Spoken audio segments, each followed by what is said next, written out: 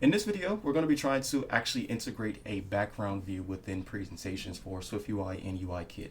As you can see here, I have a compose view, and right behind the actual tab view here is a wallpaper, I believe, of iOS 17 or 18 I've included for demonstration purposes. This does use the likes of an AppDelegate and some of UIKit stuff, so if you don't know too much about it, I do walk through a couple things on what some of those things are within SwiftUI. So let's have fun. Let's, get something cool within here. Like, why not show off your application to have a presentation background all throughout your application? So yeah, let's get started. All right, and to get started to where we left off, or I believe this is actually a version I haven't recorded yet, but we have a actual sheet here within SwiftUI. And funny enough for previews is that for the background, or like the window behind it, is that this will be white sometimes. I don't know, sometimes preview does show like a background of black and white just to actually replicate it on a real device or similar simulator. But we get started, we're gonna go ahead and head back over to the actual struct app, or the app struct within the application. And as you can already see, we have some stuff here from a previous video of actually setting the window background color, and some things about somewhat similar to the same that we're going to be doing here. We're just going to be accessing the application through the likes of this did fit and launching with options method within the AppDelegate, and then going ahead and inserting the actual background image that you might want to insert. Now do note that for whatever background image that you want to choose to have for behind that do show behind the presentations, you do want to keep respective of the actual aspect ratio of devices. So for this demonstration, I have actually the wallpaper of, I believe this is iOS 16 or 17, and then that's just going to be right behind these sheets in just a moment. So I'm gonna get that going right now. All right, and just to actually keep things kind of cordial here, we're actually going to go ahead and just comment this out because maybe you might want this in the future. Maybe you want to have some customization within your application. But we're going to go ahead and try to access the window that sits right behind it. And just to get some context going, we have the actual simulator running, and here's our background that we had for the background color for this window. But what we need to do is actually insert an actual window that sits at least above or behind the, let's say, the parent view that might be, or the ancestor view that might be like a tab view. And when we actually look into the likes of the actual stack of these windows, as you can see, we have the window scene here, which is where the clock and stuff will be visible at. It's not where the clock is, or it's more of a system overlay. But we need to go ahead and actually insert this right where our hosting controller is, because this hosting view controller has another hosting view controller that has a navigation controller with the actual navigation stack.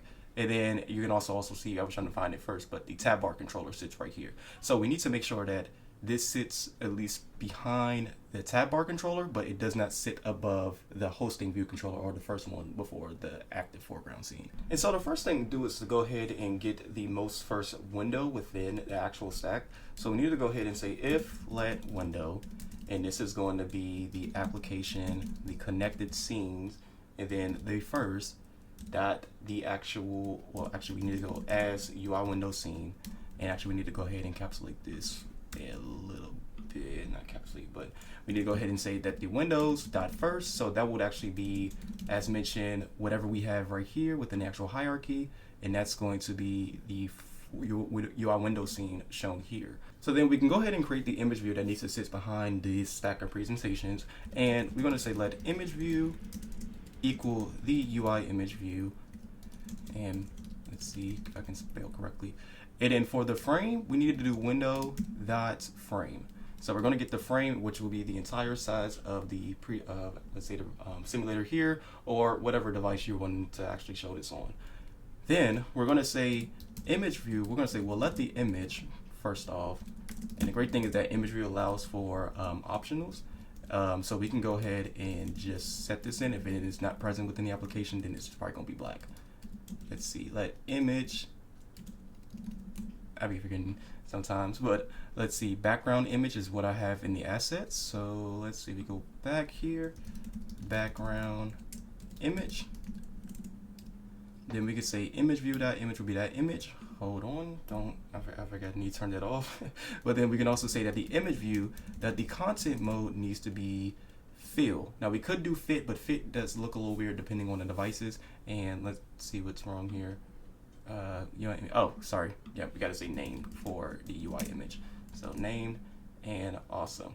And as autocomplete that's probably already shown what we're going to be doing next. Within this window, we need to go ahead and say window.add subview, or actually we're going to say window.insert subview, And we're going to say we're going to insert the subview at 0. So that would be, once again, where we're ensuring that before we even hit this hosting view controller right here, which would be actually be our application, we need to go ahead and insert this behind it. Window dot insert subview.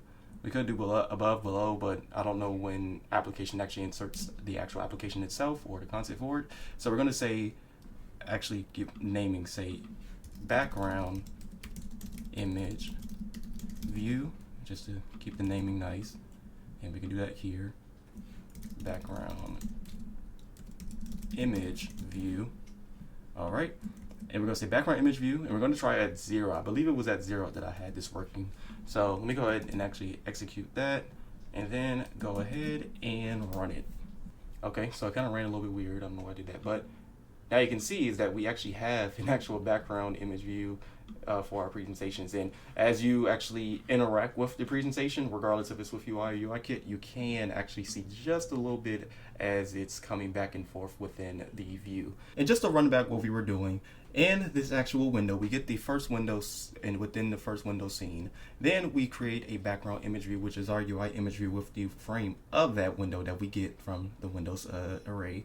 Then we get the actual image we want to show as the background image, assign that to the background image view. Then we set the content mode of asset scale fill. Then we go ahead and just insert the subview within the window at 0. So now if we even look at the actual view hierarchy once again, this will hopefully keep the same thing I was just saying alive. And as you can see, we ensure that here's the window scene here, and then we enter the actual background image view with that window scene frame right before we actually have the hosting view controller go ahead and set itself up. And that's actually really cool. I actually love this. It's so cool.